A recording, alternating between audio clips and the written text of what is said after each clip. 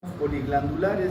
¿Qué significa todo esto? Que tiene que ver con procesos ya sean neoplásicos o ya sean autoinmunes en relación a las glándulas, con dos o más afectaciones glandulares. Es decir, no siempre viene una lesión solo pancreática, no solo viene una lesión suprarrenal, sino se van combinando y van acoplándose unas con otras y el diagnóstico va a ser mucho más difícil. Sí, también tiene que ver a través del tiempo, porque a veces hay algunas enfermedades que se diagnostican primero y luego se van diagnosticando las demás. Por lo tanto, es importante saber, por ejemplo, de que una glándula tiroides puede asociarse a un problema también pancreático. Ejemplo, la diabetes tipo 1 tiene un componente autoinmunitario y este a la larga puede desencadenar también una patología tiroidea autoinmunitaria, ¿como cuál?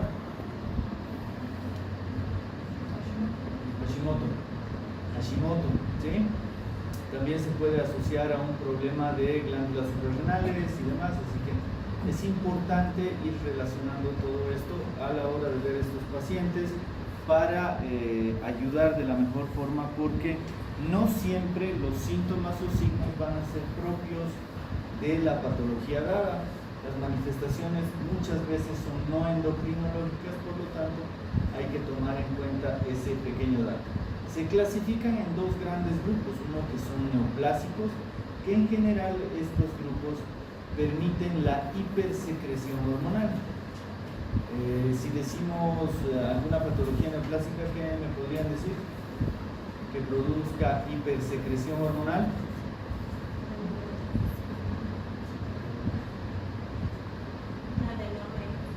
Un adenoma hipoficiario, muy bien, perfecto. Un adenoma hipoficiario va a estar asociado a una neoplasia, va a ser una neoplasia y va a permitir la producción hormonal. ¿Qué hormona principalmente?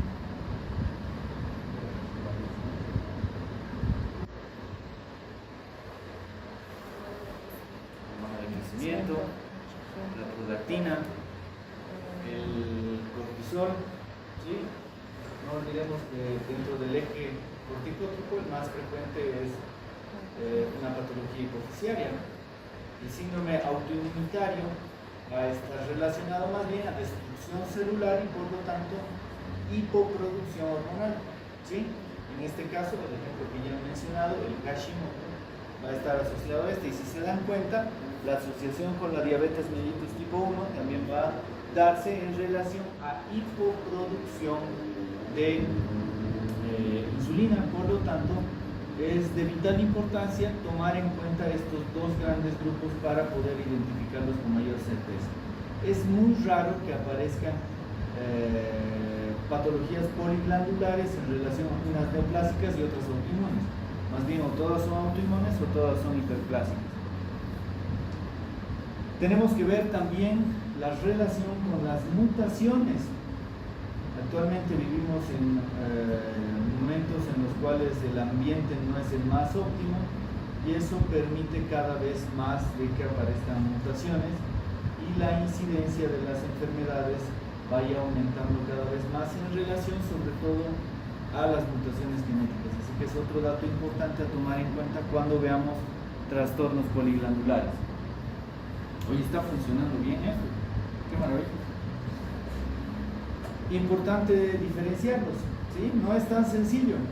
Lamentablemente, a veces solo pensamos, encontramos una patología y ya no pensamos en nada más. O los médicos internistas piensan en miles de cosas y al final no encuentran nada, ¿sí? Así que hay que tratar de identificar de forma precisa estas enfermedades. Debe alertar a buscar manifestaciones endocrinológicas como tal y extraendocrinológicas, gracias a una anamnesis adecuada, tanto familiar como del paciente. Entonces, si tengo una diabetes mellitus tipo 1, ¿qué sintomatología podría llegar a tener? Si tengo un Hashimoto, ¿qué clínica voy a tener? Recordemos,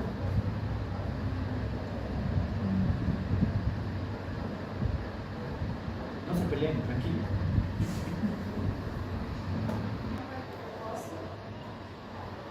¿Puede haber aumento del volumen de la glándula? Sí. Después, ¿qué pasa con las mamas? No, así es hecho. ¿No? Ah, ya. ¿Qué más? ¿Perdón? Aumento de peso. ¿En diabetes aumento de peso? Es la diabetes. Pérdida de peso en diabetes, aumento de peso en Hashimoto. Después, y si está en fase de hipertiroidea de Hashimoto, tiene fase hipertiroidea, ¿no? Fase hipertiroidea, estoy hablando. ¿Qué más? Vamos, deberían decir más de 20 signos y síntomas de las enfermedades. Ya hemos visto esas patologías. Ya han aprobado un examen hace poquito de diabetes. Bien. El tratamiento de la enfermedad poliglandular puede ser diferente en relación a lo que solo se compromete una glándula. Ejemplo, si tengo combinación de candidiasis, tengo insuficiencia suprarrenal y tengo diabetes, ¿qué medicamentos indicarían? A ver.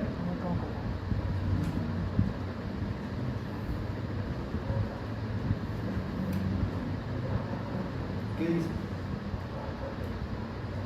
Para la candidiasis, ¿qué utilizarías? ¿Cómo? Ketoconazol, ya, ketoconazol, todos los soles. Después, para la insuficiencia suprarrenal, hidrocortisona, prednisona, glucocorticoides. Para la diabetes tipo 1, glibenclamida. ¿No? ¿Por qué?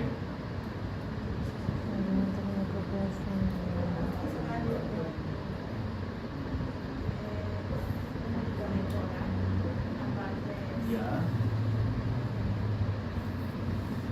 Estás bien, estás excelente, pero ¿por qué? Vamos.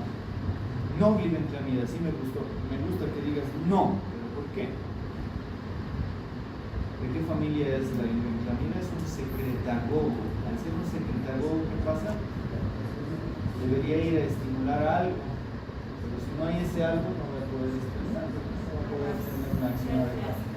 Exactamente, pero como no hay células beta, todas están destruidas, no va a tener acción. ¿Sí? Agua de mote. ¿Sí? Excelente.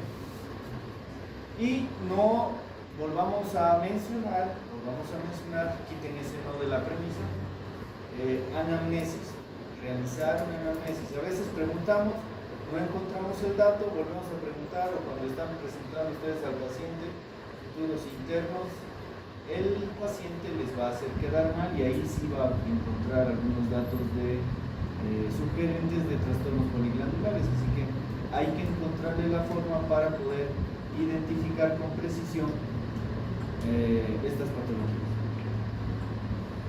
Aquí hay un error importante, a ver si lo encuentran. Miren detalladamente esta imagen, pero aquí vemos de que hay tipo 1, hay tipo 2A, hay tipo 3 o tipo 2B, hay tipo 4 también, y estamos hablando de las neoplasias endocrinas múltiples. ¿A qué me refiero? Que con una diapositiva también podemos cometer errores, a ver si encuentran el error posteriormente. Por lo tanto, muchas veces hay diferentes clasificaciones de estas neoplasias endocrinas múltiples, como aquí, donde vemos, por ejemplo, un trastorno endocrino y los porcentajes de presentación de cada una de las patologías en este SPA1. Hay componente no endocrinológico, como por ejemplo la candidiasis mucocutánea crónica, que se da más o menos en un 78% de los casos. El vitiligo, que ya tenemos que preocuparnos de esta patología endocrinológicamente hablando. Y miren el porcentaje en estas enfermedades. La hepatopatía crónica, la alopecia, y en el SPA2, ya sea 2A o 2B, miren el porcentaje del Addison es 100% de las veces. Así que esta patología se puede encontrar el 100% de las veces en estos síndromes poliglandulares. El vitiligo también está presente aquí. La celiaquía, que es una patología también que cada vez aumenta mucho más. Por lo tanto, es otro dato importante que me debería llevar a pensar en un síndrome poliglandular. ¿Ya han encontrado el error o nada? Síndromes neoplásicos en general son 6. La neoplasia endocrina múltiple tipo 1, o también llamado el MEN1. La neoplasia múltiple tipo 2A y 2B, MEN2 y MEN3. La neoplasia endocrina múltiple tipo 4. Complejo de Carney, la enfermedad de von Hippel-Lindau y finalmente el síndrome de McCune-Marriage. Aquí lo mismo, tenemos alteraciones de diferentes hormonas, por lo tanto si yo les pregunto, ¿tiene patología adenohipoficiaria, tiene paratormona alterada y tiene alteración pancreática? ¿En qué pensarían? Pensarían en MEN1, ¿no? Así que esa asociación es de vital importancia y puede ser una excelente pregunta de examen abierto. Entonces debemos tomar en cuenta de que las neoplasias, la multiplicación anormal no controlada de las células nos habla de hipersecreción hormonal, genes supresores de tumores que son importantes mencionarlos como los que han dicho, pero en general muchas veces estas patologías pueden ser metastásicas, malignas, no simplemente como un adenoma hipoficiario como mencionaron. ¿El adenoma hipoficiario es benigno o maligno? La mayor parte de las veces es benigno, pero muchos de estos componentes se pueden transformar en malignos. Ejemplo, un insulinoma. El insulinoma por excelencia, ¿qué fabrica? ¿Qué características puede tener un insulinoma en su presentación? ¿Perdón? ¿Hipoglucemia en qué momento? Más que todo. ¿En qué periodo? Cuando comemos. ¿Sí? Porque ahí hay una secreción indiscriminada de la insulina y va a provocar una hipoglucemia postprandial. ¿Sí? Así que es un dato importante. Y en general es benigno, pero también se puede metastatizar más o menos en un 8 a 10%. Y principalmente hay metástasis en el hígado. Por lo tanto, cuando se lo diagnostica ya con metástasis es muy difícil tratar porque no vas a extirpar todo el hígado, ¿no? Múltiples imágenes y lamentablemente va a ser muy difícil de controlar este tipo de pacientes. Así que deben pensar en esto. Más bien, acordándome de algo, ¿quiénes tienen más de 3 faltas? 3 o más faltas en las clases. Los que tengan 3 o más faltas van a exponer la última clase. Si no, no se habilitan al examen final. ¿Sí? Eso me olvidé decirles. Así que hay que tomar muy en cuenta este dato a la hora de ver los pacientes. ¿Qué es esto? ¿Qué imagen es esta? Ya la hemos visto antes.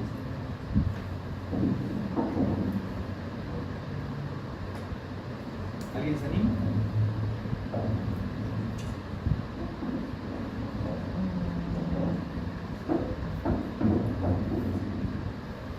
¿Qué células son? Histología. ¿Por quién empezó histología? ¿Qué se ríe? ¿Qué pacho? Así se van a reír.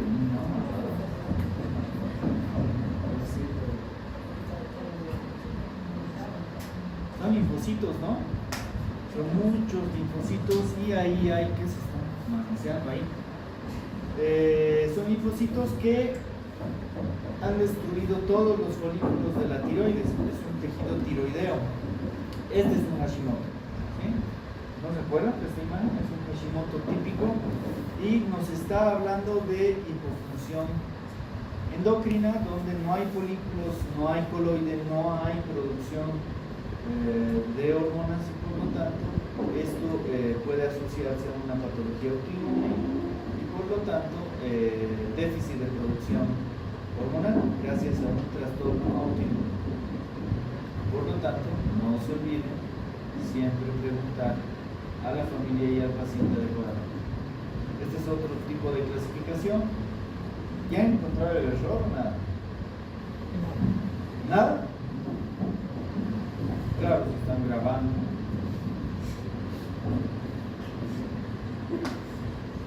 Y no se mosquean, parecen paparazzi. ¿Qué dicen? ¿Nada? ¿No han encontrado el error? Así mal van a aprender el error. ¿Nada?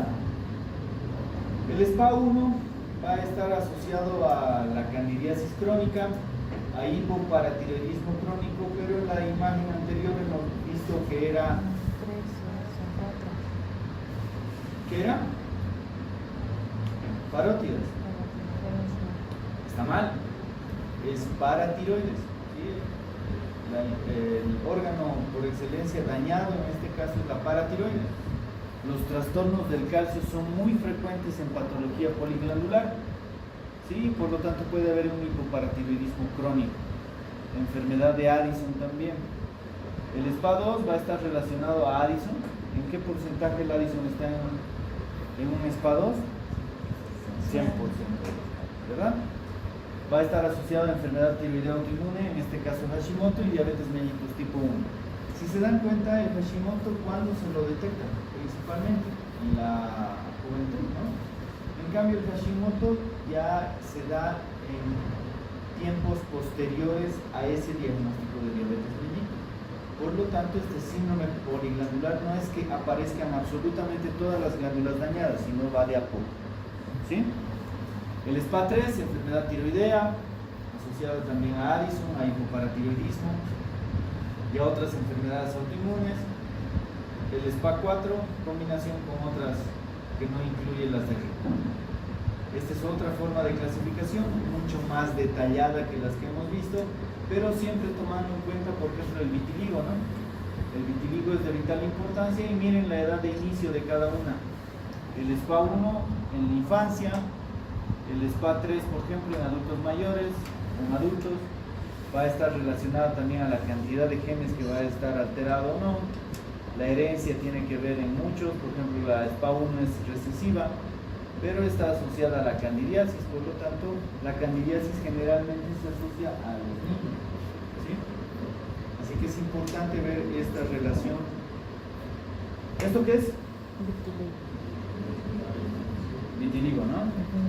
El SPA1 va a estar asociado a enfermedades relativamente infrecuente. ¿Por qué? Porque es recesivo, tiene asociación a candidiasis y a distrofia ectodérmica, va a estar asociado a células T autorreactivas y se produce destrucción de algún tejido específico, en este caso principalmente páncreas y principalmente tiroides.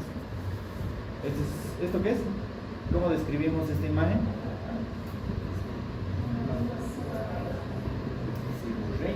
¿No te parece un poquito más que eso?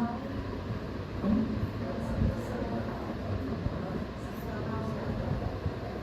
¿What? Estamos hablando en portugués. Mana en quichua. ¿Qué dice? Saburral me estás diciendo. Ya, saburral es mucho menos que esto. Estos, miren, son placas blanquecinas. ¿De qué estamos hablando? De candidiasis, ¿no? Sí, y como habíamos mencionado, esto se da más que todo en infantes. Y aquí están los porcentajes de presentación, tomando en cuenta este vitiligo. Y esta imagen me parece muy importante, porque estoy ciego. Ahí está. Donde vemos estos círculos y van demostrando cada uno de los síndromes poliglandulares. Es importante entender esta gráfica. La mala absorción de vitamina B12. ¿Por qué se debe esta mala absorción?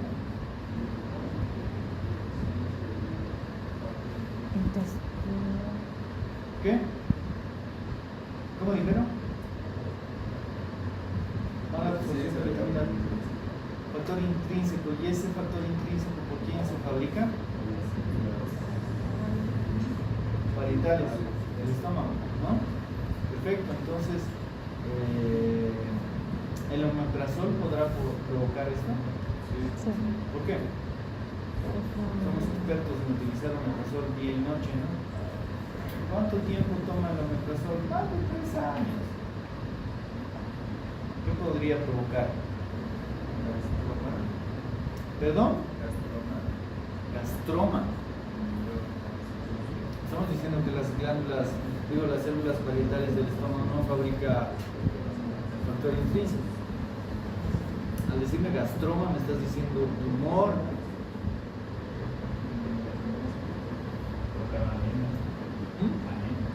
Claro, la anemia va a estar asociada al déficit de vitamina B12. ¿Cómo se llama esa anemia? Perniciosa. ¿Qué dicen? Una gastritis atrófica. Y diferentes otros cuadros. Hepatitis autoinmune. La hepatitis autoinmune, bueno, la hepatopatía no siempre es mediada por el alcohol. Así que también en estos trastornos poliglandulares podríamos encontrar diagnósticos de autoinmunidad, por lo tanto, vigilar también la patología hepática en estos pacientes. Tratamiento. ¿Por qué mineralocorticoides? ¿Qué mineralocorticoide utilizaría? La hidro, muy bien. Después, fluorocortisona. ¿Pero por qué utilizarían glucocorticoides y mineralocorticoides? Un SPA2 podríamos utilizar eso porque va a estar presente el Addison, ¿no? Calcio, vitamina D, ketoconazol, dependiendo del caso. Así que hay que precisar con exactitud, diagnosticar adecuadamente para poder utilizar los medicamentos. La SPA2 va a estar relacionado también a diabetes tipo 1, a insuficiencia, a enfermedad tiroidea y también al Addison, como hemos mencionado. Mencionar que, por ejemplo, va a estar muy asociado al vitiligo, a la enfermedad celíaca, por lo tanto, miren los anticuerpos que podríamos solicitar en este tipo de pacientes para el diagnóstico preciso de estas patologías e ir haciendo el diagnóstico diferencial para poder tratar adecuadamente. Tratamiento, por lo tanto, debería ser de forma aislada, pero en relación a que si hay déficit o hay hiperproducción, ir tratando a los pacientes. Si hubiera hiperproducción hormonal, ¿qué harían? ¿Cuál sería el tratamiento? Insulinoma. ¿Qué hacen con el insulinoma?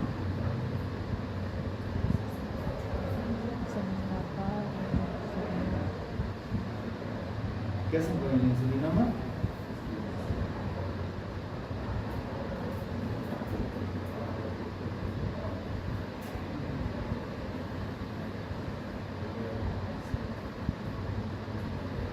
¿Qué haces con el insulinoma?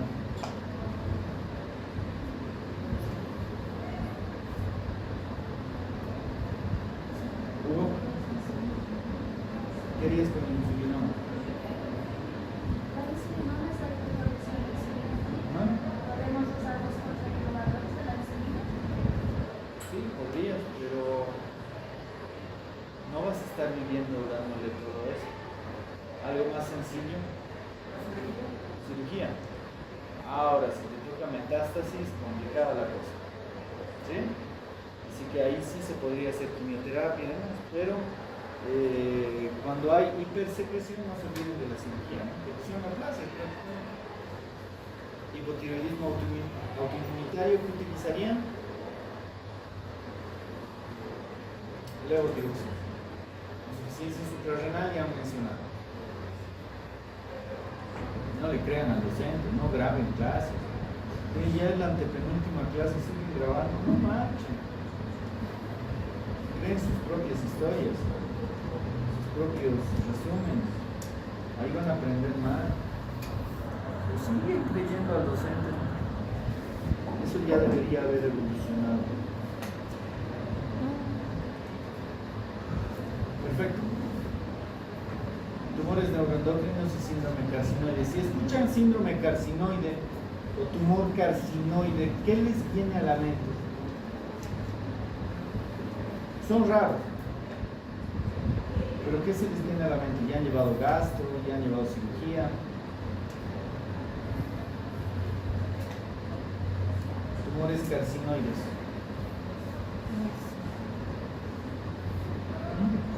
Neumo. Tumor carcinoide. Secreción. Si es intestinal, diarrea.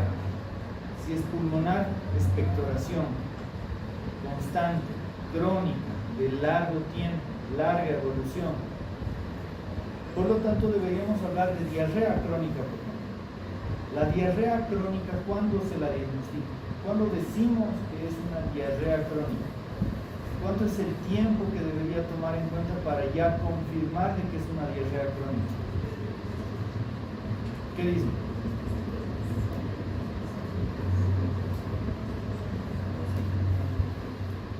¿Bernie? 2 semanas. ¿Están de acuerdo con las 2 semanas? Sí. Kevin.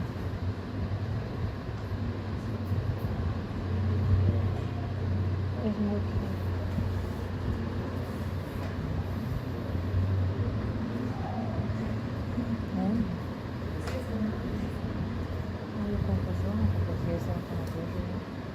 Cuando tengan diarreas crónicas, sospechen de tumores, ¿no?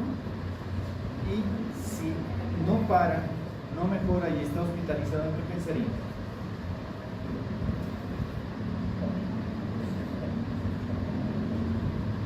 Diarrea crónica, hospitalizado, ¿en qué pensarían?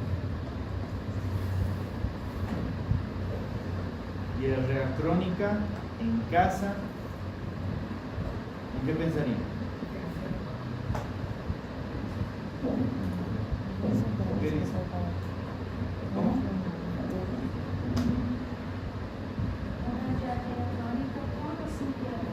Una diarrea crónica en hospital y una diarrea crónica en casa, sin la premisa de fiebre.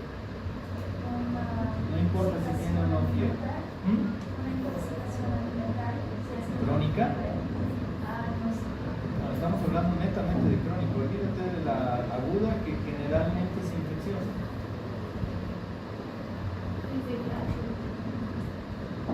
Puede ser VIH, muy bien. Otra, excelente, VIH.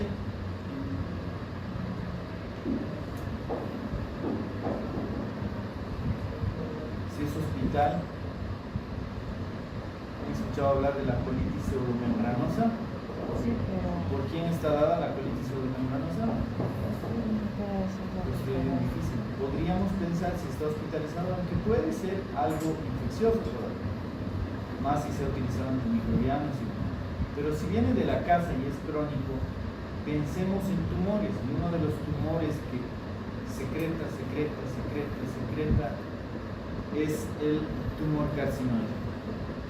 Estos tumores neuroendocrinos son relativamente infrecuentes, pero debemos ir asociándolos sobre todo con patologías crónicas, como tos crónica, diarrea crónica y demás, y generalmente se encuentran en las glándulas endócrinas, estas neoplasias. Son cánceres originados en las células enterocromafines, presentan en todo el organismo, por ejemplo, tumor neuroendocrino bien diferenciado, asociado por ejemplo a páncreas, asociado al intestino, ya sea delgado o grueso. Miren la rareza de la patología y debemos saber de que tiene un crecimiento muy lento, pero debemos tomar en cuenta que lamentablemente esta patología, porque tiene diarrea, pensamos que es aguda. ¿Qué hacen cuando tienen una diarrea aguda en un adulto? Somos expertos para hacer eso. A ver, ¿qué hacen ustedes? Yo vengo con diarrea. ¿Qué es lo que primero que preguntan? ¿Qué ha comido? He comido un trancapecho. ¿Qué me dan de tratamiento? No les escucho. Ya pues, ya estamos terminando las clases. ¿Perdón? Loperamida, uy, me quieres trancar de una vez el caño. ¿Qué más? Loperamida, ya. Puede ser, si no para con nada, puede utilizar loperamida.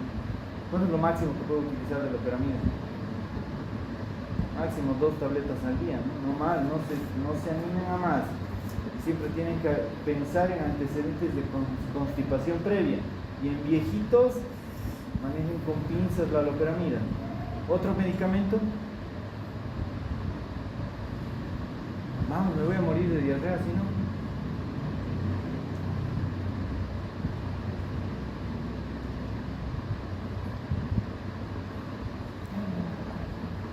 ¿Qué digo?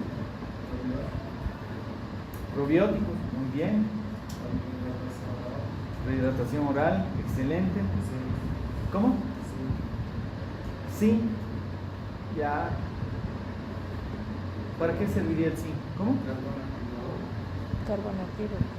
¿Carbón activo? No estás confundiendo con el extracto carbocateso. Sí, no. No, pero no es carbón activado. Es otra cosa. Podrías utilizar, sí. Me alegra no haber escuchado Cipro, Cotri. Somos expertos en dar esos medicamentos, ¿no? Incluso Ceftriaxona para diarrea. ¿No? Me alegra mucho que no den antimicrobianos previamente a sus pacientes. Es muy bueno. Generalmente las diarreas agudas se autolimitan en los adultos. Así que con probióticos, hidratando y demás, vamos a solucionar el problema. Y a veces vienen, tratamos, soluciona la diarrea, vuelven con diarrea, creemos que sigue siendo infeccioso, creemos que sigue infeccioso, y esto se torna definitivamente una diarrea crónica. Por lo tanto, en este tipo de pacientes deberíamos evaluar cómo está el intestino, ¿sí? Así que pensemos siempre en tumores o en infecciones o en, enfermedades de transmisión sexual como el VIH, estas diarreas crónicas, ¿sí? Crecimiento lento. Si tengo un adulto mayor con diarrea crónica, entonces ¿en qué debo pensar? Tumores, cánceres, ¿sí? Es, como habíamos mencionado, relativamente infrecuente, es mucho más frecuente en mujeres. Más del 60% de los casos puede deberse a páncreas, también van de la mano con el intestino, y 42% se diagnostica lamentablemente ya con metástasis. Miren la relación, si sumamos intestino delgado, recto, apéndice, estómago y vesícula biliar, le ganamos a los pulmones, ¿no? Son nidos de células con gránulos secretorios. Los que van a ser cirujanos, si extirpan algo, siempre manden a patología. Por ejemplo, el apéndice, por ejemplo, la vesícula biliar. No se queden sin analizar esa patología, porque se pueden sorprender con síndromes carcinoides. Así que tomemos en cuenta la biopsia y el análisis patológico a la hora de extirpar alguna glándula o algún tejido del organismo. La clasificación, hay varios tipos de tumores, por ejemplo, tumores neuroendógenos primarios desconocidos, a veces no se los encuentra, gastroenteropancreáticos, adenohipoficiarios, carcinoma medular de tiroides. El carcinoma medular de tiroides, ¿a qué electrolito se asocia?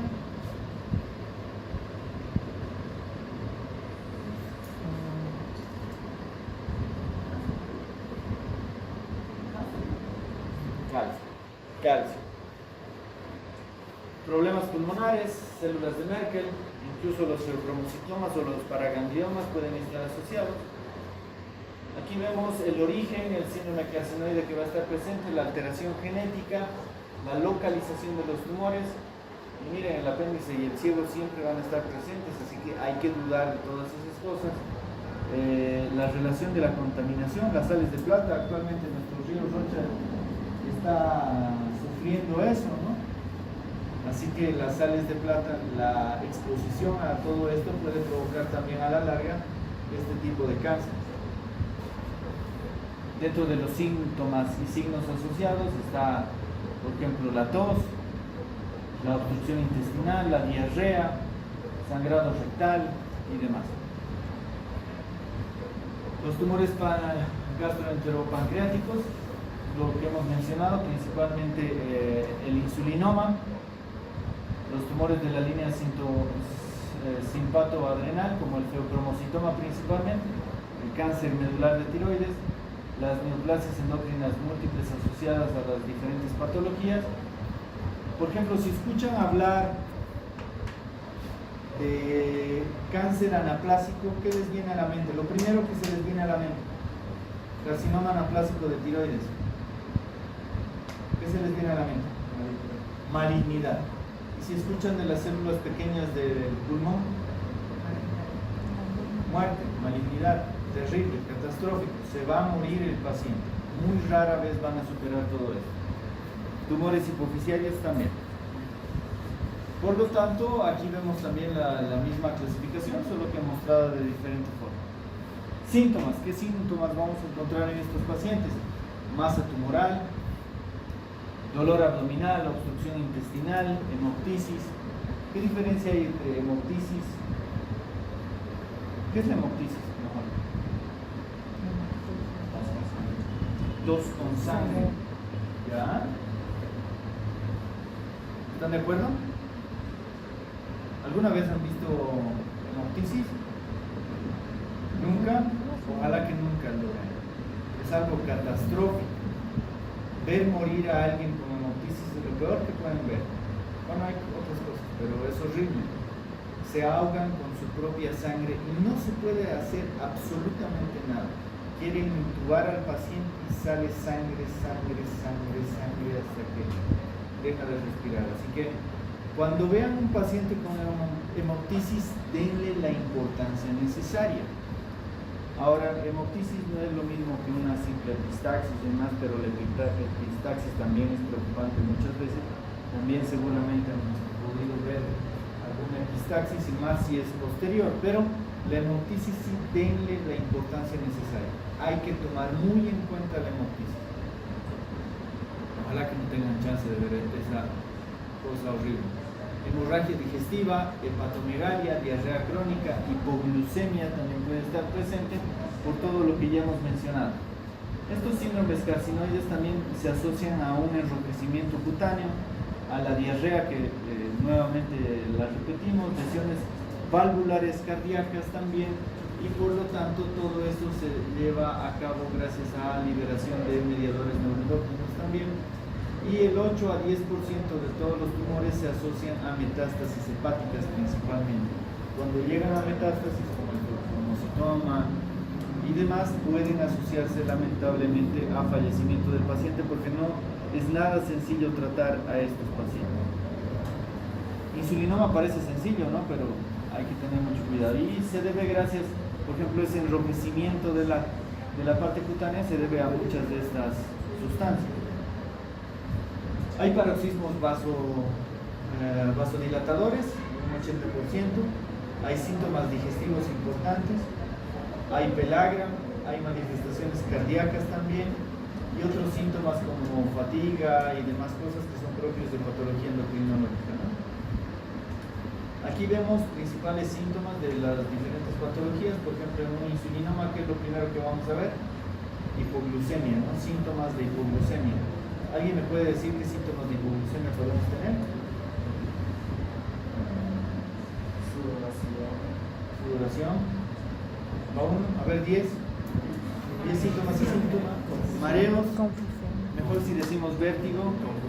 Confusión. 3. Irritabilidad. 4. Convulsiones. 5.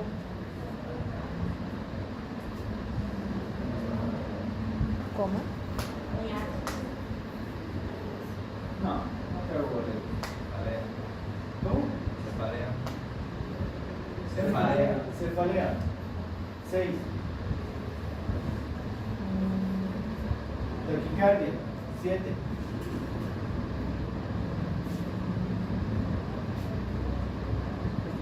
¿Cómo?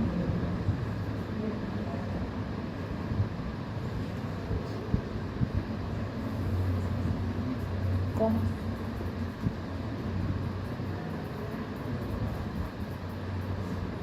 ¿Cómo? Nada, dejar así. Coma, 8. Muy bien. Gracias, ¿Ah? Diplopía, ya. Más que diplopía, disminución de la agudeza visual, ¿no? Se nubla la vista, en otras palabras. ¿Cómo? Astenia, ya. Eso es jugar sucio, ¿ah? Una más, les falta una más.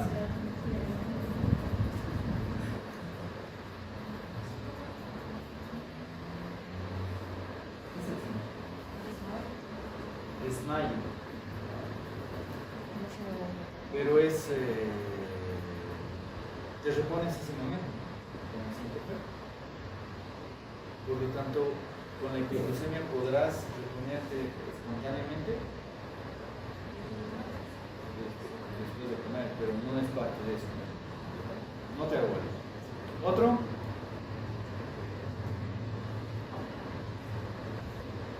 Ahí atrás. Adelante de Bernie.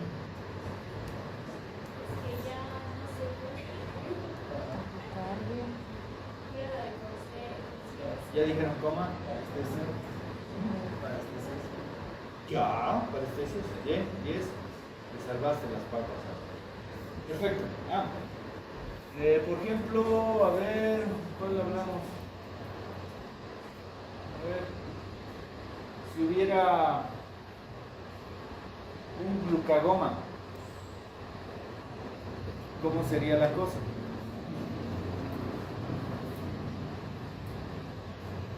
¿Qué hace el glucagón? Saca glucosa de la célula. Va a tener más bien síntomas hiperglucémicos. ¿Qué síntomas hiperglucémicos por excelencia tenemos? Diabetes, poliuria, polifagia, disminución de la agudeza visual y demás, ¿no? Diagnóstico, se puede solicitar expresión urinaria de 5-hidroxinolacético. Biopsia, es importante asegurar el diagnóstico con biopsia. Serotonina en sangre muchas veces. Y hay un montón de exámenes complementarios que podríamos solicitar. Si, digamos, pensamos en metástasis, vamos a solicitar un PET. Si tenemos una patología propia de la tiroides, podríamos solicitar una punción con agujopina. Todo depende del tipo de diagnóstico que querramos encontrar. Tratamiento sintomático principalmente, reducción de la masa tumoral, ya sea con quimioterapia o propiamente con la cirugía. Análogos de somatostatina, se puede utilizar el octreotide. La cirugía definitivamente va a curar el cuadro, pero si ya hay metástasis es complicado tratar este tipo de pacientes. La quimioterapia también puede ser útil con estos medicamentos que son bastante caros, pero muy útiles para reducir el tamaño de la glándula. Y a través del tiempo se ha visto un montón de tratamientos que actualmente se puede utilizar, por ejemplo, el Dolotristat, que es un excelente medicamento, el octreotide se sigue utilizando, el everolimus y demás para mejorar a los pacientes. ¿No se puede, después de la cirugía, hacer quimioterapia radiológica? Después de la cirugía, Sí, pues, pero sin programa. si tienes probabilidad de metástasis, sí. Solo sin probabilidad de metástasis. Sí. Porque en general estos son, entre comillas, benignos. Escuchas insulinoma y crees que es benigno, pero debes pensar de que hay un pequeño porcentaje de metástasis, ¿no? ¿Qué pasó? La tiroides, hipercalcemia e hipocalcemia. Tenemos que saber que estas glándulas, la alteración de estas glándulas es mucho más frecuente de lo que parece. Está asociada a patología séptica y demás, así que los trastornos del calcio son importantísimos porque está relacionado a múltiples acciones. Las glándulas paratiroides ya sabemos de que se encuentran por detrás de la glándula tiroides, es parte de la cápsula que cubre la glándula tiroides, en general son 4, pueden ser más o pueden ser menos, tienen el tamaño de un guisante, una arveja, pero de características lipídicas, ¿sí? Parecen acúmulos de grasa. Van a tener prácticamente las mismas relaciones que tienen con la glándula tiroides en relación a tráquea, esófago, los grandes vasos, la misma inervación, la misma vascularización y demás. Y por lo tanto van a estar íntimamente relacionados, sobre todo en la cirugía. La cirugía por excelencia puede traer múltiples trastornos de paratiroides, por lo tanto hay que tratar de siempre pensar en este tipo de patología. El metabolismo, debemos saber que 1 kilogramo de calcio tenemos aproximadamente los adultos y ese kilogramo, más del 99% está en el hueso, ¿sí? El resto va a estar circulando en el LEC y en el líquido. Si hay esa pequeña alteración de hiper o de hipocalcemia, se la va a notar y eso puede traer consigo múltiples problemas. Vamos a hacer una pregunta que es importante que entendamos para que podamos identificar con mayor precisión las patologías. Una hipercalcemia siempre va a estar asociada a hiperparatiroidismo, un hiperparatiroidismo siempre va a estar asociado a hipercalcemia, una hipocalcemia va a estar asociada a hipoparatiroidismo y un hipoparatiroidismo va a estar asociado a hipocalcemia. ¿Qué opinan? ¿Que no qué? Hemos hecho 4 que no. Vamos una por una porque parece que trabalengua. La hipercalcemia siempre va a encontrarse con un hiperparatiroidismo. ¿No? ¿Por qué? ¿Cuál sería la razón? Sí, va a estar, porque el hiperparatiroidismo es el aumento de la secreción de músculo. Ya. Entonces sí están asociados. Sí, Pero, entonces sí es una causa la otra. a ver, nuevamente, ¿el hiperparatiroidismo siempre va a estar asociado a hipercalcemia?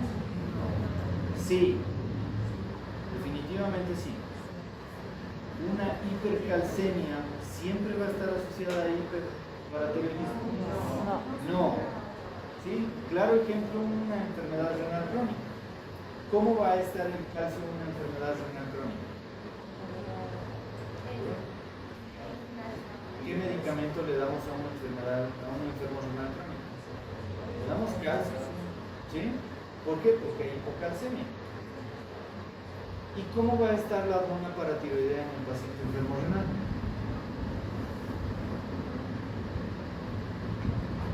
Si tengo calcio bajo, ¿cuál sería la respuesta normal de la hormona paratiroidea? Elevarse. Por lo tanto, debemos recordar qué acción tiene la hormona paratiroide. ¿Qué hace la hormona paratiroide? ¿Lleva el calcio al hueso o saca el calcio del hueso? ¿Eleva el calcio en sangre o disminuye el calcio en sangre? ¿Qué hace la hormona paratiroidea? Lleva ahí el calcio al hueso. No, ¿Qué dice?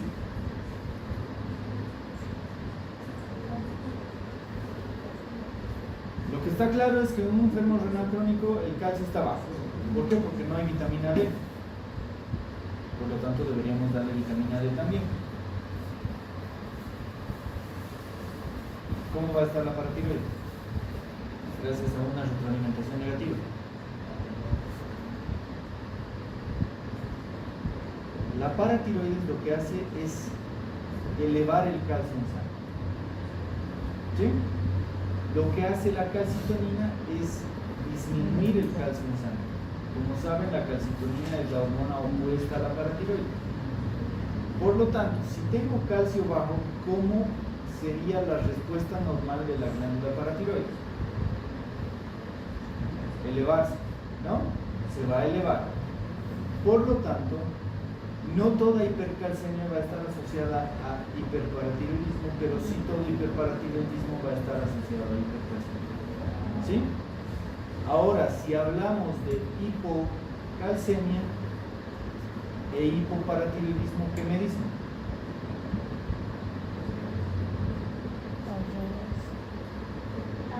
La misma cosa, el hipoparatiroidismo está asociado a hipocalcemia, Maravilla. pero la hipocalcemia no está asociada, no es campo de...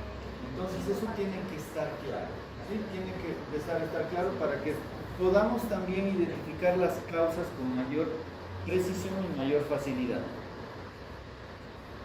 Algo que debemos saber es que la mitad del calcio iónico y la mitad unido a proteínas, estamos hablando del calcio total, ¿no?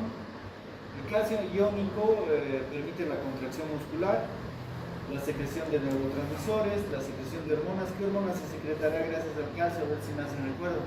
Participación en la vía de la coagulación y demás. La concentración iónica es la mitad de la concentración total, por lo tanto la relación entre total e iónica, total y libre, es 2:1. Nosotros cuando vayamos a solicitar un calcio debemos tener la certeza de que este calcio sea total o sea iónico, pero saber ese dato, porque si no sabemos vamos a cometer errores. Si tengo un calcio iónico, por ejemplo, de no sé, 4.8, ¿le darán calcio? ¿Es hipocalcemia? No. A veces solo te reportan así, como calcio, y ya, no sabes si es calcio total o iónico. ¿Qué pasa si tiene un calcio iónico de 8.5? ¿De qué estaríamos hablando? De hiper. Por lo tanto, hay que tener mucho cuidado en saber eso. Cuando ustedes soliciten un calcio total, sería imperativo de que soliciten con albúmina para hacer el calcio corregido. Porque si no, no van a lograr adecuadamente determinar la patología. A veces parece que fuera hipocalcemia o parece que fuera hipercalcemia, pero la albúmina les va a decir de que si realmente es o no es la patología. No se olviden del doble de las...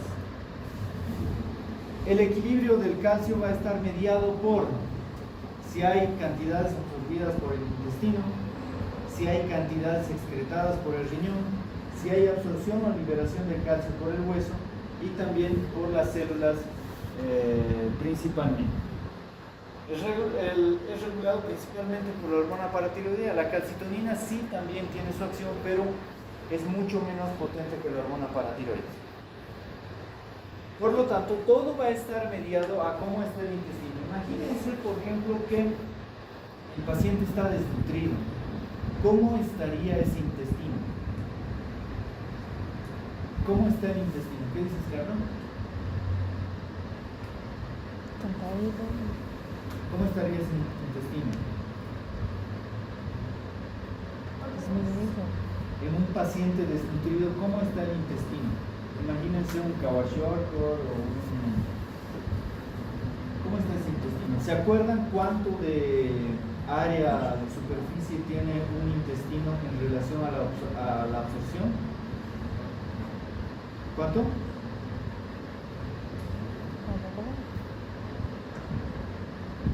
Más o menos un campo de fútbol, ¿no? ¿Les gusta el fútbol? ¿Cuánto mide una cancha de fútbol? 120 por 90, ¿no? Más o menos. Más o menos ese campo es el área de absorción del intestino. Y en un paciente desnutrido, ¿cómo está? A un niño de ese tipo que hablamos, ¿le pueden dar comida ni bien lo diagnostiquen? No, le va a provocar más diarrea, deshidratación y demás, porque no tienen las vellosidades para poder absorber. ¿Sí? Por lo tanto, en ese tipo de pacientes, ¿cómo estaría la absorción de calcio? Deficitaria. No habría buena absorción. El paciente va a tener hipocalcemia. Por lo tanto, esa hipocalcemia puede llevar a diferentes tipos de problemas, como problemas de contracción muscular, del corazón, producción de hormonas y demás cosas. Así que vayamos relacionando de esa forma las patologías. Si tengo patología renal, no voy a tener la hormona activa de la vitamina D, por lo tanto, también voy a tener déficit de calcio. Si tengo problemas en el hueso, ¿han escuchado hablar del hueso hambriento? ¿Qué implica el hueso hambriento? ¿El hueso hambriento qué es? ¿Sí? Así que cualquier alteración a estos niveles, e incluso el hígado, puede traer consigo alteraciones de calcio, ya sea en absorción, excreción, formación de hueso o no. También va a estar relacionado a la remodelación ósea, en relación a la producción de hueso, gracias a las células ¿de qué tipo? ¿Osteoblastos o osteoclastos? Osteoblastos. Y la destrucción de hueso mediada por los osteoclastos, ¿no? Entonces estas glándulas son 4 generalmente, la misma relación estrecha con la tiroides, tiene una semivida de 2 minutos aproximadamente, una captación metabólica del hígado, una excreción renal que es importante, y debemos saber que tiene una acción directa en el riñón, permitiendo la disminución de la excreción si es que la necesita, y liberación de calcio de parte del hueso, es decir, va a ir a estimular la remodelación ósea, y la PTH actúa de forma indirecta a nivel del intestino, bloqueando la absorción o aumentando la absorción dependiendo del caso. La PTH también interviene en el encéfalo, pulmones y demás para las diferentes funciones a diferentes niveles. La acción renal, por lo tanto, va a permitir una absorción en el túbulo renal, va a estar mediada por la actividad de la 1-alfa hidroxilasa, enlaza de Henle, incrementa la reabsorción de calcio, inhibe la reabsorción de fósforo, por lo tanto, es un feedback entre el calcio y el fósforo. Pregunta, para que recordemos de forma más sencilla, ¿cómo está el calcio en el enfermo renal? ¿Cómo está el fósforo en el enfermo renal? Alto. A los enfermos renales, por lo tanto, se les da quelantes de fósforo. ¿Cuáles son los quelantes de fósforo por excelencia? El calcio. ¿Sí? El calcio es el quelante de fósforo por excelencia. Por lo tanto, estás tratando la hipocalcemia como tal, y dándole calcio estás disminuyendo también el fósforo. ¿Sí? Hay que darle vitamina D, por supuesto. Acciones óseas. Está mediada principalmente por los osteoblastos de forma directa e indirectamente por los osteoclastos, aumentando la remodelación ósea, esa fabricación constante de hueso y destrucción del mismo. Acciones intestinales, miren, todas estas, ¿cómo se llama? Se me fue el nombre. Vellosidades, gracias, están destruidas en un paciente desnutrido. Por lo tanto, si no hay esto, no hay una buena celularidad, no va a haber absorción adecuada del calcio. Así que es importante el camino por donde ingresa todo el calcio a tomar en cuenta. Y permite la absorción del calcio gracias a esta hormona, ¿no?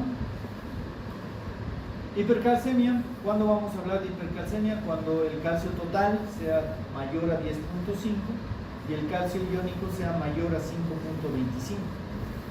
Vamos a hablar de que es leve cuando el calcio sea menos de 12, moderada entre 12 y 14 y severa mayor a 14. Hay 3 mecanismos importantes: aumento de la resorción ósea, aumento de la absorción digestiva de calcio y disminución de la excreción renal de calcio. Causas: puede deberse a patología propiamente de la paratormona, puede ser independiente de la paratormona y también puede ser por ingesta y demás. Por ejemplo, el hipertiroidismo, ¿qué va a provocar?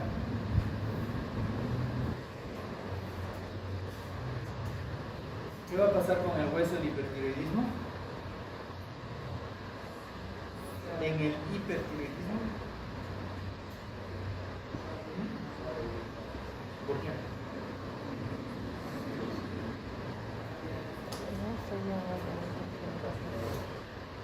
Hablemos para todos. Con la calcitonina. ¿Otra cosa?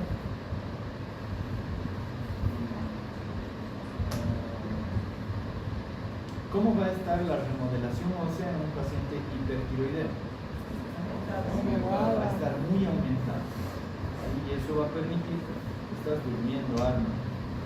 Ya estás sedado. Así que va a ir aumentando la... Perfecto. Así que es importante ver la relación con las diferentes patologías. ¿Qué síntomas vamos a hallar? Por muy leve que sea, una hipercalcemia puede ser mortal. ¿Sí? Así que cuando diagnostiquemos hipercalcemia, preocupémonos del problema.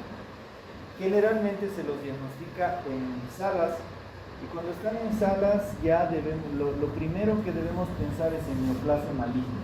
¿Sí? Hay diferentes formas de presentación, por ejemplo, cálculos renales. ¿Sí? Una nefrolitiasis puede estar precedida de hipercalcemia. Problemas musculoesqueléticos, dolor muscular, mialgias y demás, fracturas, problemas neurológicos, también es importante mencionarlos. El intervalo QT corto, a diferencia de una hipocalcemia, que es largo, problemas digestivos importantes como estreñimiento y demás, también pueden asociarse a este tipo de problemas. Así que la hipercalcemia debemos darle la importancia necesaria. Tratamiento diferente, depende del grado. Primero determinar la causa, suspender los fármacos como tiazidas, vitamina D y calcio. La hidratación es de vital importancia en este tipo de pacientes.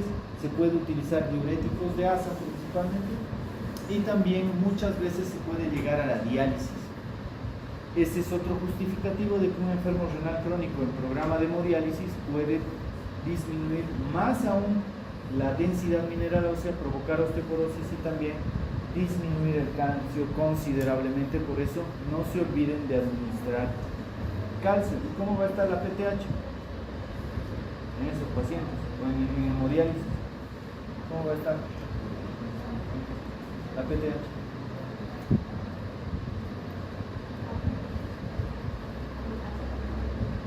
Retroalimentación negativa, enfermo renal crónico, hipocalcémico, ¿sí? Se puede utilizar también los bifosfonatos en este tipo de pacientes. ¿Qué hacen los bifosfonatos? Los bifosfonatos se han debido ver utilizar en pacientes osteoporóticos, el famoso alendronato, ¿no?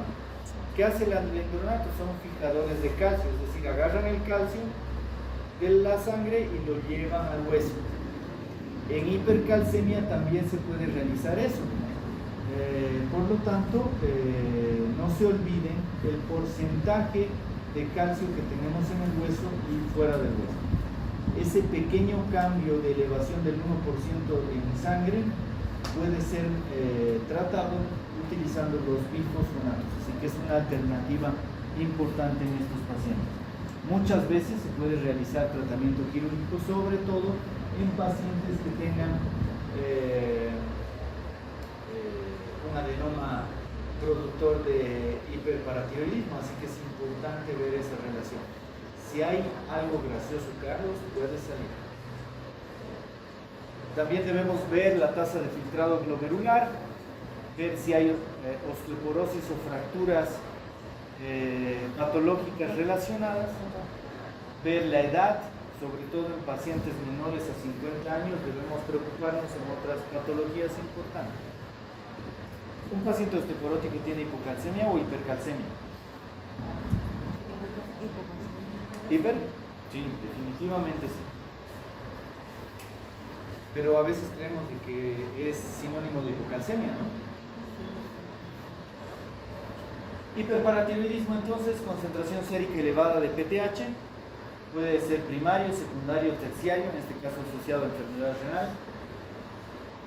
¿Cómo estamos de tiempo? Estamos viendo más. 3 de cada 1000 es mucho más frecuente de lo que parece, causa frecuente de hipercalcemia. Por lo tanto, lo que habíamos dicho, todo hiperparatiroidismo va a estar relacionado a hipercalcemia, pero no toda hipercalcemia va a estar asociada a hiperparatiroidismo, ¿no? 1 a 3 hombres mujeres la relación, y generalmente se da en 40 a 65 años. Puede estar asociado a un adenoma hipoficial paratiroideo, asociado en un 15 a 20% sobre todo. Esta imagen me parece muy importante porque aquí vemos una imagen de la relación normal de las glándulas paratiroides y aquí vemos, por ejemplo, que solo una glándula está afectada, es un adenoma benigno y se da más o menos en un 75-85% de los casos. En cambio, cuando hay dos glándulas afectadas, hablamos de un 10 a 15% de los casos. Cuando las 4 glándulas están afectadas, estamos viendo en un 2 o 3% de los casos. Y gracias a Dios, una patología neoplásica maligna como es el carcinoma de paratiroides, el porcentaje es mínimo, 1 a 2% máximo. Así que eso nos da chance a, por ejemplo, solo extirpar una glándula y no todas como en estos casos raros, ¿no? Así que hay que tomar eso en cuenta. Dentro de las manifestaciones clínicas, principalmente del primario, asintomático, hipercalcemia leve, síntomas neuromusculares como cansancio, debilidad, astenia, dinamia, síntomas del sistema locomotor, genitourinario y demás, arritmias, úlceras peptídicas, pancreatitis, enfermedad renal crónica y demás. No olvidemos, una enfermedad renal crónica tiene hiperparatiroidismo, ¿sí? E incluso como en el síndrome de Nelson, puede provocar adenoma de la glándula paratiroides por la necesidad. Como las hormonas son ciegas, no saben de que hay un problema en el riñón y por lo tanto aumentan la producción constantemente. Diagnóstico: concentración sérica de PTH, hipercalcemia, hay análisis importantes. Una densitometría ósea sería de vital importancia. Por ejemplo, en un hospital en el cual trabajo, nos niegan la densitometría en pacientes menores a 65 años, digo en mayores a 65 años, ¿sí? No cubre la caja, no cubre el seguro una densitometría. Por lo tanto, deberíamos quitarnos esas ideas locas de que una densitometría no es útil y que en pacientes mayores a 65 años tenemos la certeza de que va a estar osteoporótica más si es una mujer y demás. Hay que solicitar ese examen, el DEXA nos va a permitir determinar si necesitamos realizar un tratamiento agresivo o no, así que hay que tomarlo muy en cuenta. Por ejemplo, si tenemos un hiperparatiroidismo o estamos sospechando de hiperparatiroidismo, una gamografía le vendría de película para determinar si hay alteración de 1, 2, 3 glándulas o 4 y demás. La ecografía no es tan relevante como en la tiroides, así que eso también es importante. Diagnóstico diferencial, siempre ver de que no hay una patología familiar. Tratamiento, se puede realizar una paratiroidectomía. Lo bueno es que la mayor parte de las veces, como habíamos mencionado, la glándula solo está afectada una glándula, no todas.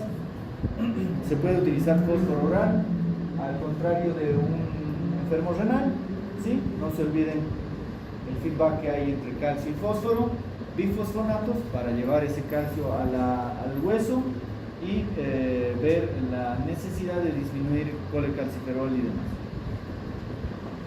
Siempre pensar en la familia, pensar en trastornos familiares, sobre todo del calcio. Tumores importantes que están asociados a la autosomía dominante. Trastornos diferentes que pueden haber asociados a hipercalcemia y a hiperparatiroidismo, como la benigna familiar asociada a beta bloqueantes, por ejemplo la hipercalcemia del lactante, la utilización de fármacos y demás. Vamos a quedar aquí en hipocalcemia. No sé si hay alguna pregunta, duda, algo que no esté claro.